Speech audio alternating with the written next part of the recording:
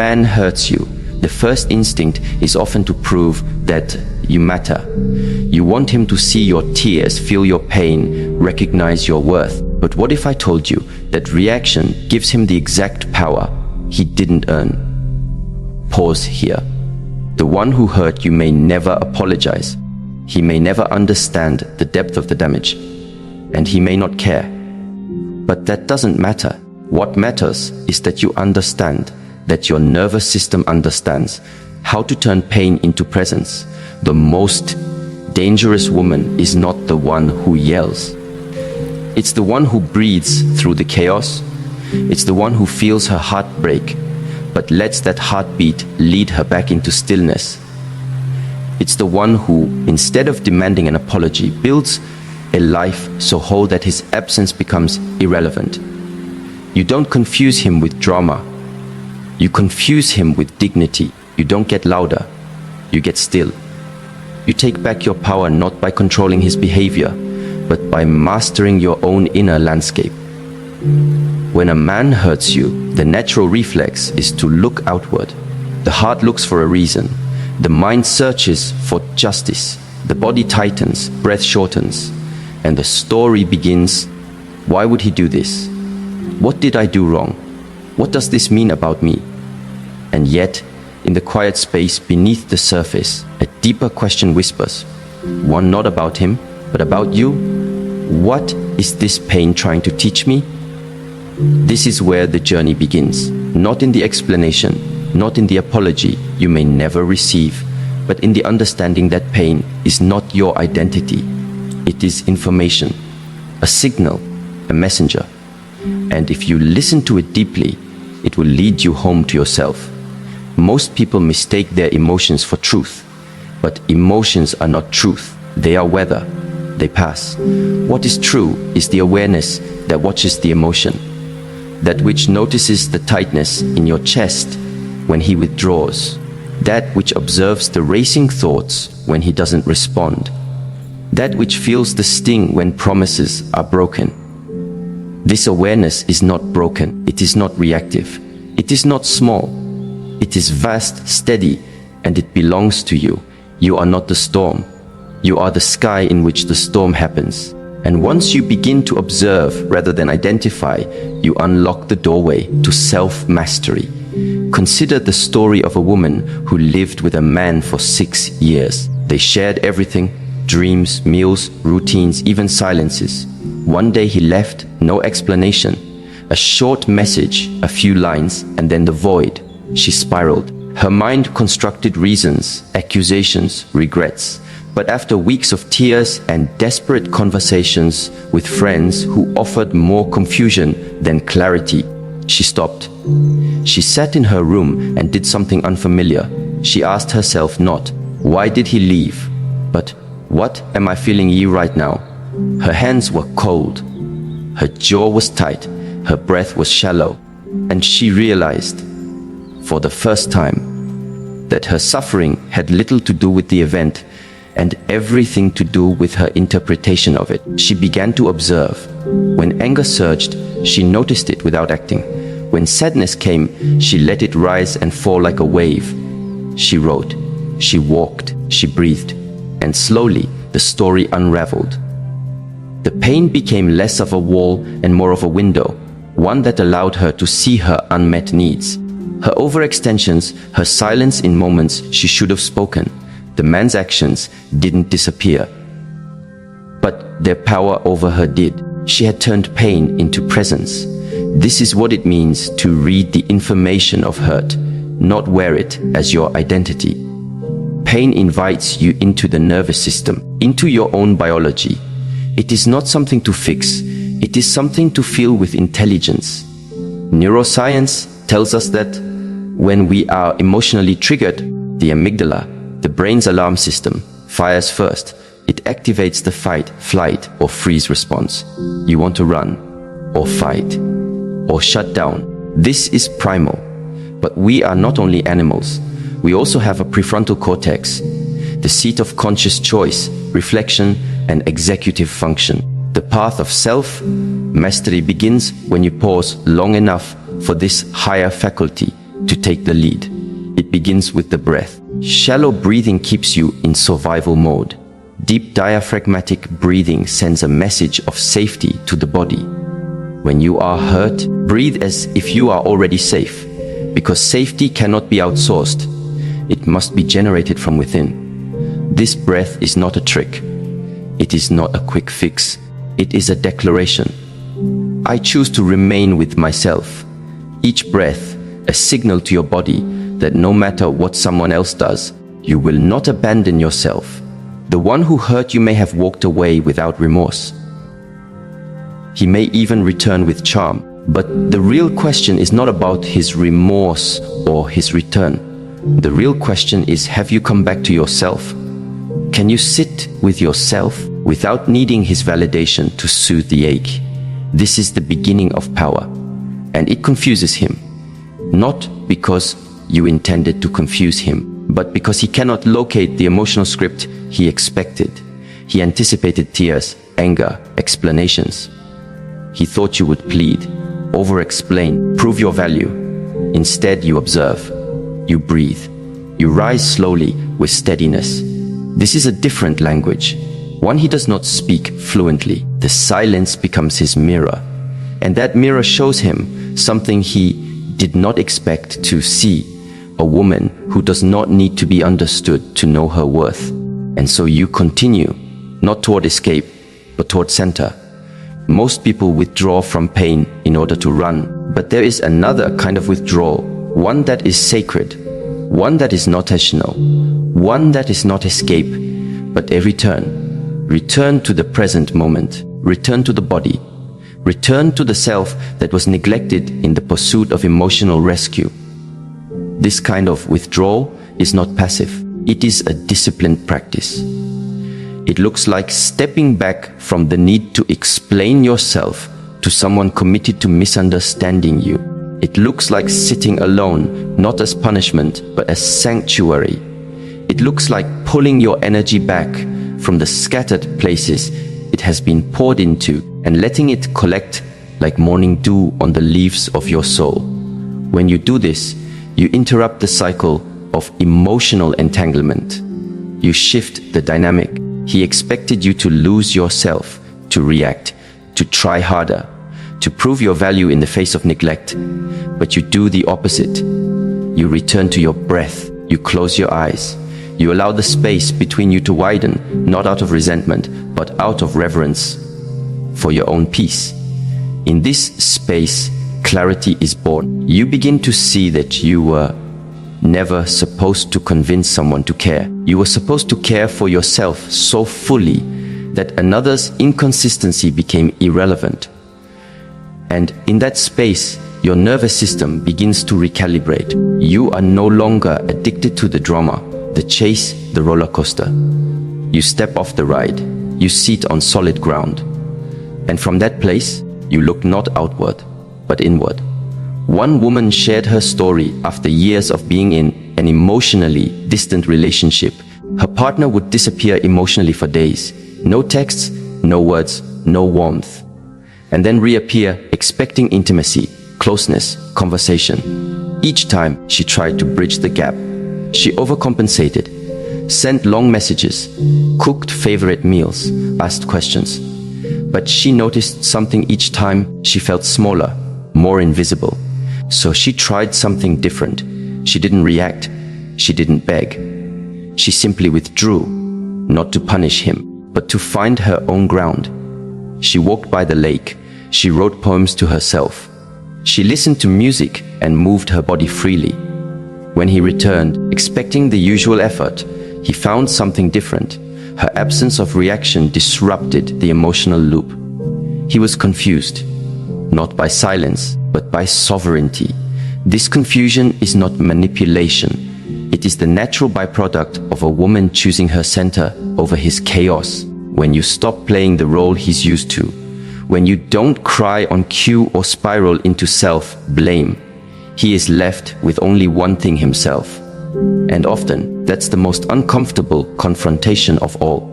Withdrawal to center also teaches you to listen to the subtle language of your own body. The body always speaks first.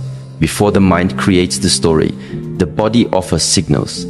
Tightness in the chest, a clenched jaw, a flutter in the stomach. These are messages. When he hurts you, your body knows before your mind understands. Learn to listen. Instead of running from those sensations, sit with them. Ask, what are you telling me? Let your body become your teacher, not your battleground. There is a phrase in Eastern tradition, return is the movement of the Tao. It means all things must return to their source. The river returns to the ocean. The breath returns to the stillness, and the self, when wounded, must return to its own presence. This is not detachment, it is refinement. You are refining your attention. You are choosing what receives your energy. And you are remembering that the most powerful response is often not a reaction, but a return. He may notice, he may not. That is not the point. This journey is not about awakening his conscience. It is about awakening your own. And when you walk this path, you begin to see that you are not just healing from him. You are healing from years of believing that your worth had to be earned through pain. You are healing from the ancestral story of the woman who must give more, tolerate more, explain more. That story ends with you. You do not confuse him with anger. You confuse him with stillness. You confuse him by not needing to be chosen, because you have already chosen yourself. You confuse him by not showing up in the predictable emotional costume he expects, because you have dropped the performance and returned to the source of your power, your awareness. And so you continue to withdraw, not as retreat, but as return. You walk slowly, you breathe fully, you let your heart ache without rushing it away. You observe without labeling. And in that sacred space, the truth begins to rise. It does not shout, it does not demand. It simply arises, clear, steady, unshakable. You realize then that the most powerful women are not those who have never been hurt. They are the ones who have been hurt deeply and still chose presence over performance, stillness over struggle, and awareness over reaction. They are the women who can sit in silence and not be swallowed by it, because they have made peace their home. And they no longer chase clarity from others. They embody it. He expects your pain to scream. That's the emotional pattern he knows. In fact, many people grow used to relationships where love is expressed through volume, arguments, pleading, dramatic exits, and emotional storms. These become rituals, predictable responses to emotional injury. He does something hurtful. You respond. You send the long message. You raise your voice. You cry. He knows this language. It's comfortable in its discomfort. It creates a rhythm where chaos becomes connection, even if it is destructive. But when that rhythm is broken, not with a louder voice, but with quiet clarity, it changes everything. He doesn't know what to do with the silence that holds its own power. To master sacred non-reaction is not to suppress what you feel. It is to elevate how you respond. It is to recognize that just because someone invites you into chaos doesn't mean you have to accept the invitation. You can remain still, not out of fear, but out of inner stability. This stillness is not cold or passive. It is intelligent. It speaks louder than argument ever could. When someone tries to provoke you, and you do not react, they are left facing their own behavior without your emotional energy cushioning it. That space becomes their mirror. Think of a time when you raised your voice to someone and they did not match your energy. Instead, they listened, or perhaps they said nothing, or they quietly left the room. In that moment, you likely became more aware of your own volume, without a reaction to absorb your anger or justify your emotion. The intensity collapses in on itself. This is the power of sacred non-reaction.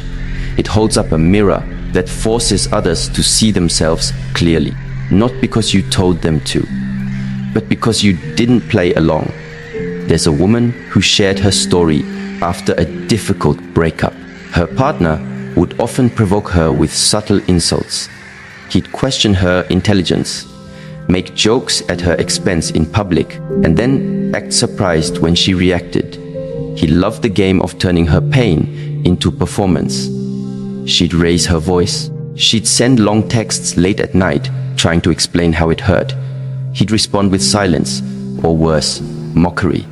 This continued for years, until one day, after another cruel comment at a dinner party, she looked at him, smiled gently, and didn't say a word. She didn't react. She didn't flinch. She simply turned to the friend beside her and started a new conversation. That moment changed something. Not just for him, but for her. She realized her value was not tied to her ability to correct him or teach him or plead for kindness. Her value was intrinsic, and her silence made that truth ring louder than any protest ever could. Psychologists talk about mirror neurons, specialized cells in the brain that respond not just to what we do, but to what we observe in others. These neurons are what allow us to empathize, imitate, and learn social behaviors. But they also create predictable patterns. When someone shouts, we instinctively raise our voice. When someone criticizes us, we defend. This is why arguments escalate. But when you break the mirror, when you respond with calm presence rather than reactive emotion, you short-circuit the expected behavior. His neurons fire, but they find no match.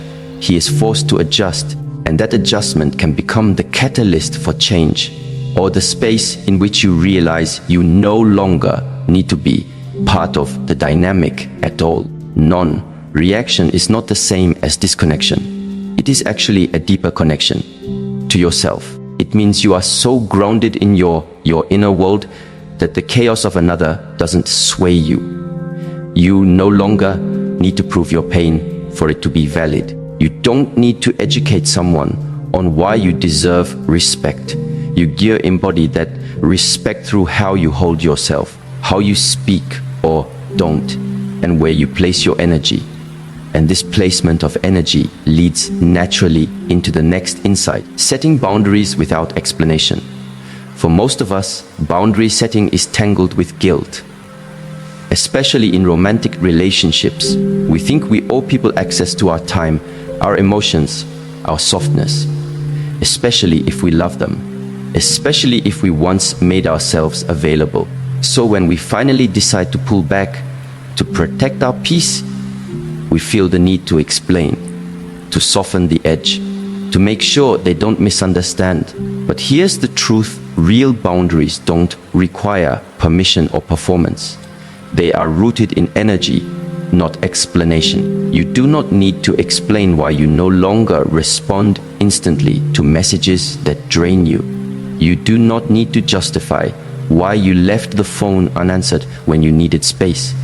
You do not need to defend your need for emotional safety. These are not selfish acts. They are sacred ones. There was a woman whose partner would always contact her when it was convenient for him.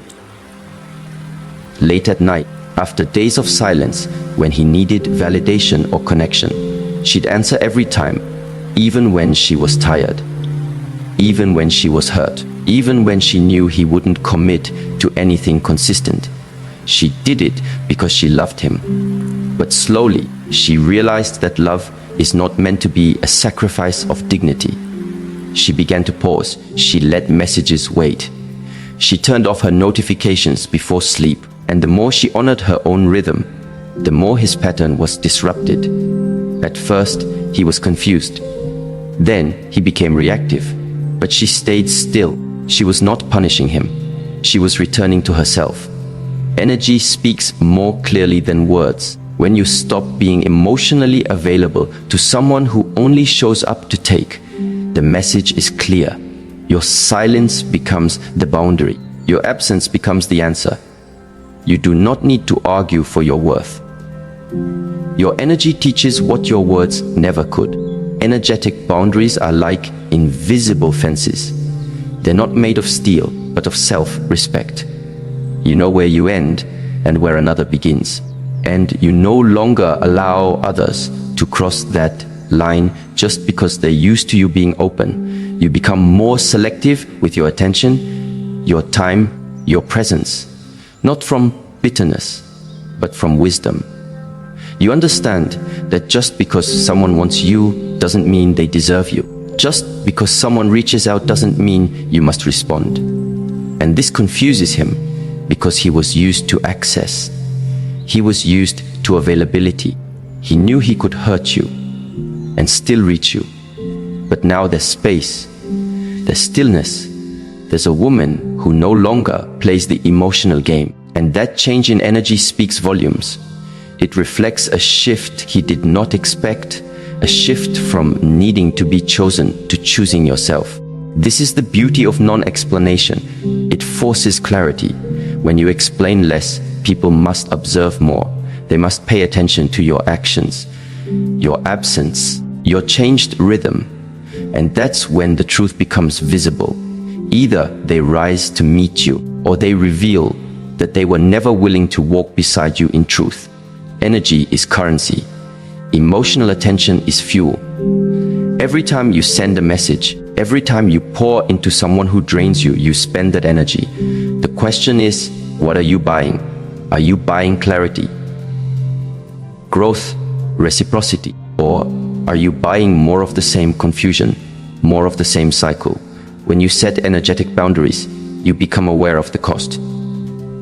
You begin to ask, is this conversation expanding me or exhausting me?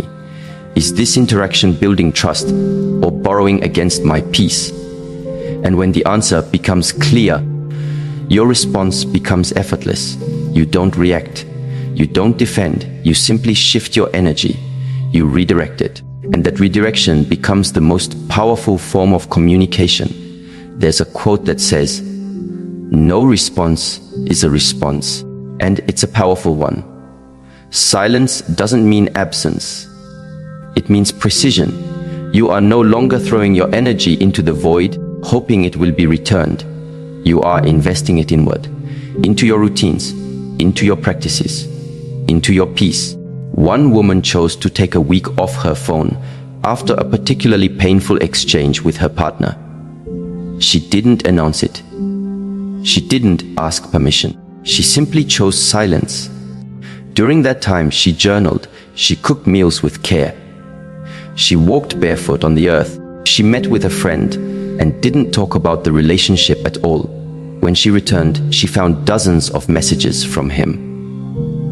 Some apologetic, some confused, some angry, but none of them mattered anymore because she had remembered what it felt like to be whole. And that feeling became her new boundary. You confuse him not by playing games, but by refusing to play the old ones. You don't set boundaries to punish. You set them to protect the space in which your healing unfolds. You stop explaining because your energy already tells the story. And in that quiet, something powerful begins to happen. You feel yourself return, bit by bit, breath by breath.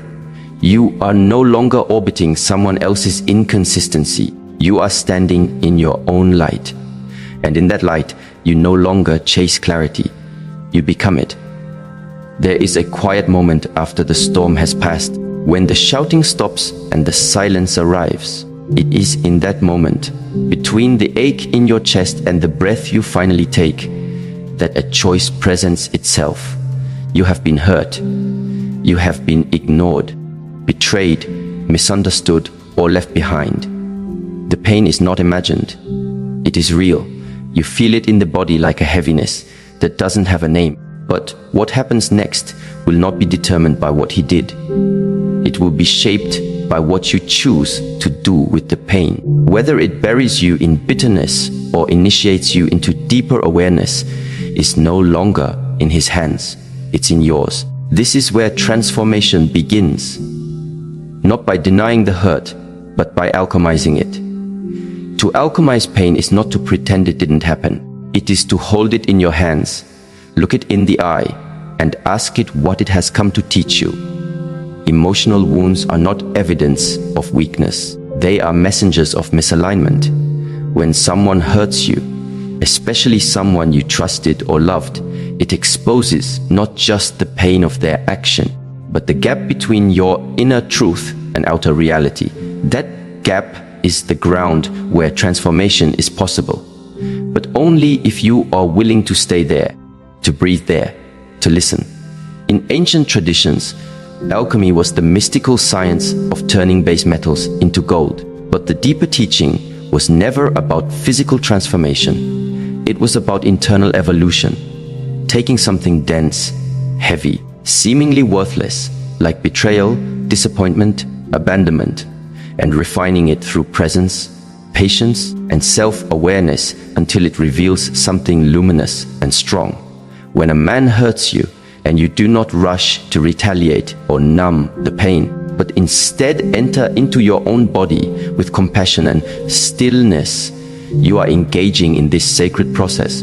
You are not just reacting, you are refining. Pain is a portal, and yet most people run from it. The mind rushes to distraction. The heart wants revenge or validation, but the body, if listened to, invites you to sit, to feel, to let the ache speak. Because in that speaking, something is trying to be released, something long suppressed, perhaps even before this man ever entered your life. Hurt doesn't always begin with the person who triggered it. Often, it echoes older patterns. A father who didn't show up, a mother who never said, "I see you." A lifetime of being told you were too much, too needy, too emotional. So, when he ignores your message, or chooses another, or dismisses your truth, it hurts more than it should.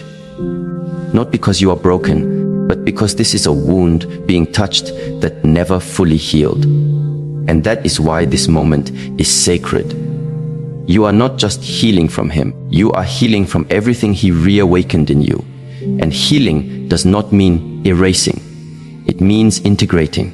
It means letting yourself fully feel the sorrow, the grief, the disillusionment, not to drown in them, but to understand what they have come to teach you. A woman once described the aftermath of betrayal like walking barefoot on glass. Every step felt like pain. She could barely function. Every part of her wanted to call him, to scream, to beg for answers. But instead, she made a different choice. Each morning, she woke up and wrote down one sensation in her body. Not thoughts, just sensations. Throat tight, chest heavy, legs numb. She didn't try to interpret or fix it. She just observed. Slowly, a pattern emerged. She realized her body had been holding tension long before the betrayal. She had been ignoring herself for years. Pleasing, performing, prioritizing his moods over her own intuition. The betrayal hurt, but it also revealed. It showed her how far she had drifted from herself. So she began the return, not with grand gestures, but with rituals. A slow morning, a gentle walk, a breath before replying to messages. She started singing again, something she hadn't done in years. She didn't do these things to be productive or to prove her healing. She did them because they made her feel alive. And that aliveness, that returning to herself, became the alchemy. The pain had not disappeared, but it had changed shape. It was no longer a chain. It was a compass. There is a teaching in Eastern philosophy that says, the obstacle is the path. Meaning, what you resist most is often the very thing that will lead you to freedom, if you move through it with presence. Pain is the doorway, but only if you stop trying to escape it. Only if you listen to its wisdom. The mind will try to tell stories. You weren't enough. He never loved you. This always happens to you. These are not truths. They are echoes of past conditioning. You do not have to believe every thought your mind produces, especially not when it is flooded with hurt. Instead, return to the body, to the breath, to the present. Ask, what is happening? No, not what he said, not what you fear, but what is real in this moment. Perhaps a pulse in your temple, perhaps a tear on your cheek. These are the truths that matter. From the perspective of neuroscience, We know that emotional pain activates the same regions in the brain as physical pain. The brain doesn't distinguish between a broken bone and a broken heart. But here's the key: the brain also has neuroplasticity, the ability to change, to rewire. And one of the most effective ways to begin that rewiring is through deliberate, repeated practice of self-awareness. Not to bypass the pain, but to reframe it. Every time you sit with your sadness, instead of texting him for closure, you strengthen the circuits of emotional regulation. Every time you name your feeling instead of numbing it, you build resilience. You are not waiting for him to come back. You are teaching your own nervous system how to stand alone with strength. There is a kind of emotional discipline that is not cold or harsh, but deeply loving. It says, I will not abandon myself just because someone else did. This is the highest form of self-respect. It does not require perfection. It simply asks for consistency. Small acts repeated over time that restore your connection to yourself. Drinking water with care, turning off your phone at night, saying no when something feels off. These are not trivial. They are sacred. They are the scaffolding of self-worth. In time, this inner work begins to radiate outward. People notice, not because you tell them what you've been through, but because your energy speaks louder than your words. You no longer seek love from desperation. You no longer give your softness to those who haven't earned it. You walk differently. You speak differently. Not because you're guarded, but because you are grounded. One of the most powerful things you can do after being hurt is to turn that hurt into practice. Not performative practice, but embodied, private, meaningful rituals that deepen your connection to life. Read poetry. Dance in your living room. Learn to cook a meal you love. Go for a walk without your phone. Sit in silence.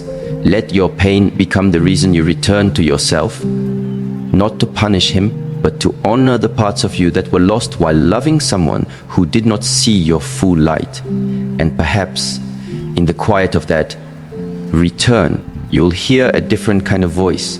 Not the voice of fear or judgment, but a voice that says, welcome back, I missed you.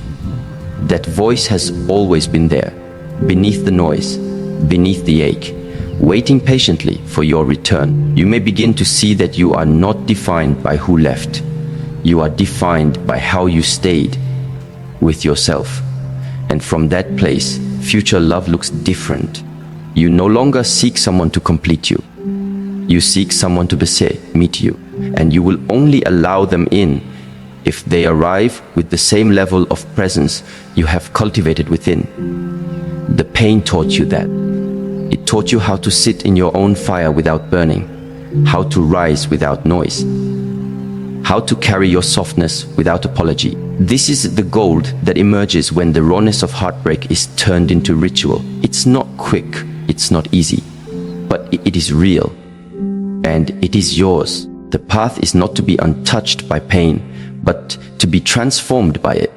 And transformation happens in the most ordinary places. In how you brush your hair, in how you speak to yourself in the mirror, in the pause before you reply to a message, in the way you say no without guilt. These moments are not small, they are the practice. And over time, they become the embodiment of someone who turned pain into power. Not by force, but by presence. Not by pretending, but by becoming. Absence is often misunderstood. People confuse it with silence, with loss, with endings.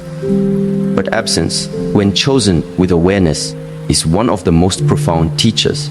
In relationships, especially those where pain and disappointment have taken root, presence can become diluted, habitual, taken for granted. Words lose their meaning. Gestures are no longer felt.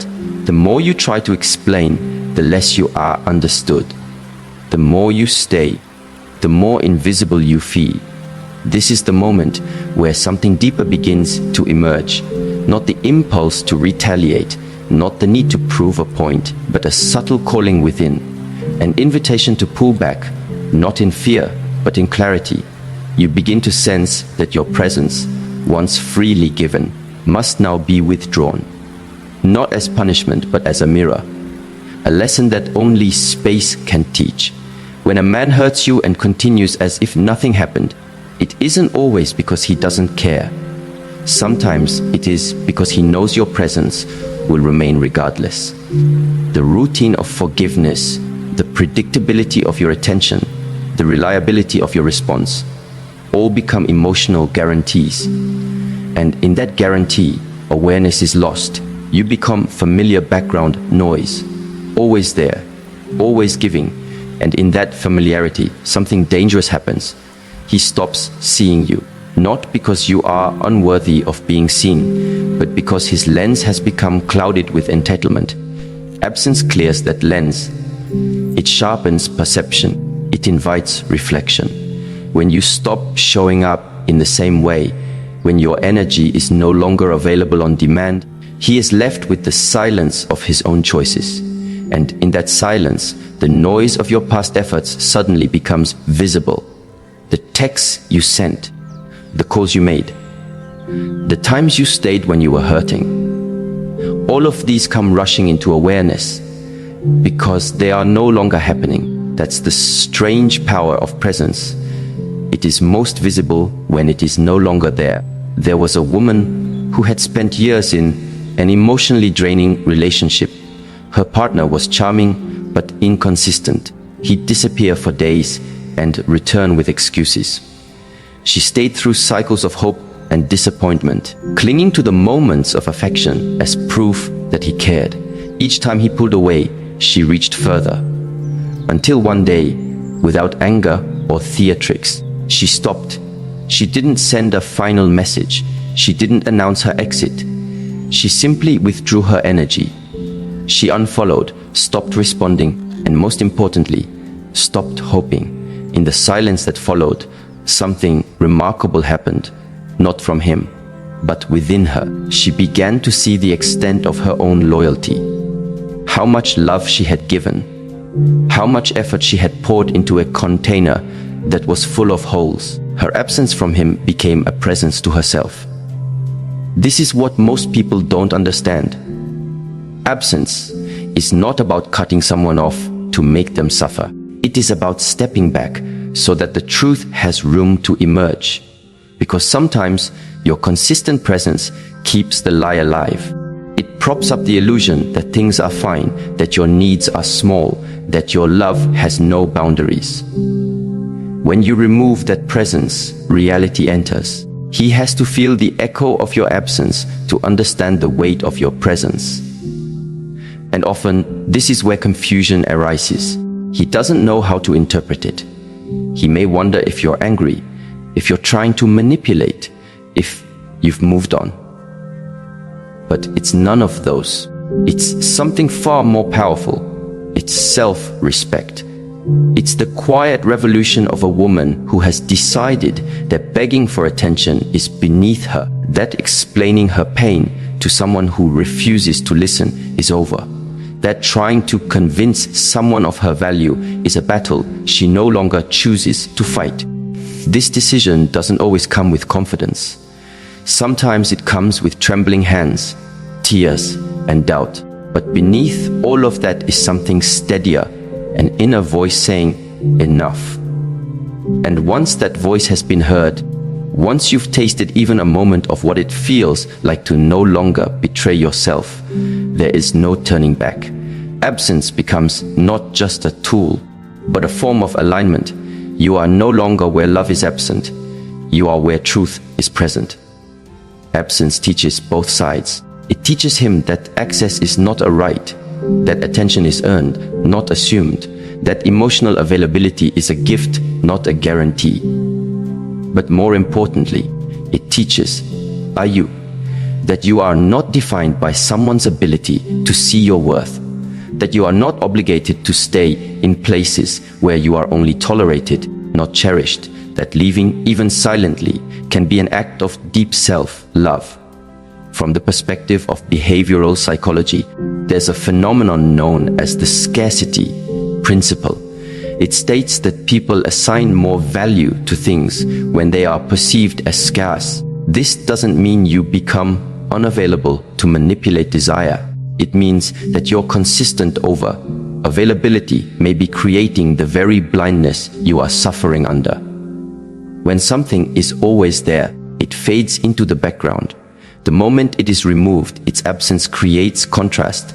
That contrast forces attention. And with attention comes the possibility of awareness. It is not your job to make someone realize your value, but it is your responsibility to stop enabling their blindness to it. A woman once described how she used to argue endlessly with her partner.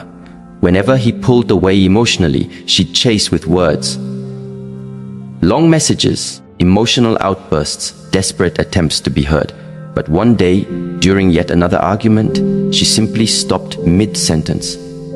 Not out of defeat, but from a sudden wave of clarity. She looked at him and realized he wasn't listening. He was defending, protecting his ego, not absorbing her heart. That night, she didn't try again. She went home. She sat in silence, and she decided to speak no more.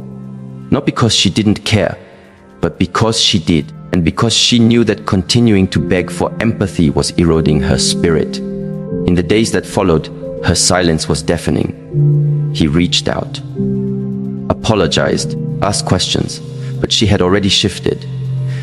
Not in anger, but in truth. She had realized that when your words fall on deaf ears long enough, the most powerful thing you can do is stop speaking. Let silence say what words cannot. Let absence carry the message that love without respect is not love at all. Absence doesn't always lead to reconciliation. Sometimes it confirms what was already true, that he was never really there to begin with. But even that realization is a gift, because clarity, even when painful, is more loving than confusion. It frees you. It lets you mourn the truth instead of clinging to the illusion. And from that mourning, you rise, not as a woman who was left, but as a woman who returned to herself. There's a quiet story told in many cultures of the woman who disappears into the mountains after heartbreak. She doesn't go to hide. She goes to remember. She builds a fire. She sings to the trees. She lets her tears fall into the soil. And with each passing day, she becomes lighter, stronger, not because the pain left her, but because she made space for it. She didn't distract. She didn't beg. She didn't chase. She allowed herself to become absent from the world that had ignored her, so she could become fully present with the one within her. When she returns, she is different, grounded, unshakable, and those who once overlooked her see her anew, not because she has changed her hair or her clothes, but because she now carries the quiet power of someone who has been to the depths and did not drown. Absence has always been part of transformation. Nature shows us this. The tree loses its leaves in winter not because it is dying, but because it is preparing for deeper growth. The caterpillar retreats into the cocoon, becoming formless before emerging anew. You too are allowed to step back, to become quiet, to stop reaching, not as an ending, but as a preparation, so that when you rise again, it is not as someone trying to be seen, but as someone who no longer needs to be. Letting someone feel your absence doesn't mean you stop caring.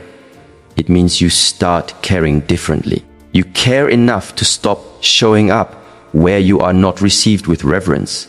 You care enough to stop trying to fix what someone else keeps breaking. You care enough to protect the parts of you that love deeply, so they are not handed over to someone who uses them without care.